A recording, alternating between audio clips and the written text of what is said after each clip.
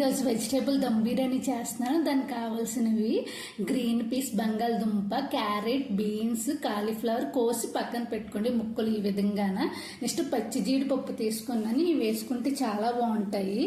Next వేడి నీటిలో ఈ వెజిటేబుల్స్ అన్ని వేసుకోవాలి. బాగా మరగబెట్టిన వేడి నీళ్ళు ఉంటాయి కదా, అందులోని మూత పెట్టుకోండి. స్టవ్ మీద ఏం పెట్టవసరం లేదు, మరిగిపోయి ఉంటాయి కాబట్టి.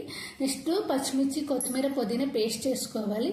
ఈ వెజిటేబుల్స్ అన్ని వడకట్టేసుకొని ఇందులోని జీలకర్ర పొడి వేసుకొని, ధనియాల పొడి, గరం మసాలా, కారం, ఉప్పు, కొంచెం పసుపు వేసుకొని బాగా కలుపుకోవాలి.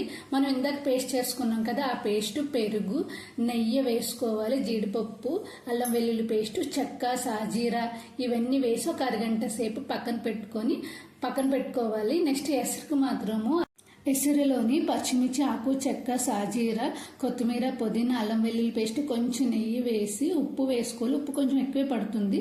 మూత పెట్టుకుని ఒక అరగంట సేపు బియ్యం నానబెడతాం కదా, అవి వేసుకొని ఒక 70% ఉడికిపోతే సరిపోతుంది.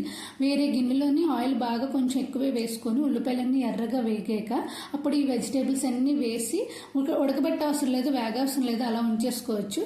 ఈ అన్నం ఉడికిపోతుంది కదా, ఈ విధంగా ఉడికిపోయిన దాన్ని అలా పైన వేసుకోవడమే. కొంచెం నెయ్యి వేసుకోండి. వాటర్ ఉంటుంది కదా, ఆ వాటర్ కొంచెం కొత్తిమీర, పుదీనా వేసి ఇది మూత పెట్టి బరువు పెడితే సరిపోతుంది. చాలా బాగుంటుంది. మీకు పొడిగా రావాలంటే నెయ్యి లేదనుకోండి, ఆయిల్ వేసినా పొడిగా వస్తుంది, ముద్ద రాకుండా ఉంటుంది. మనం కరెక్ట్గా వేసుకోవాలి. వాటర్ కొంచెం వేసుకుంటే సరిపోతుంది. చాలా బాగా వచ్చింది, చాలా టేస్టీగా కూడా ఉంది. ఎప్పుడు నాన్ వెజ్ తింటాం కదా, ఇలా వెజ్ కూడా చేసుకోండి. Please like and subscribe.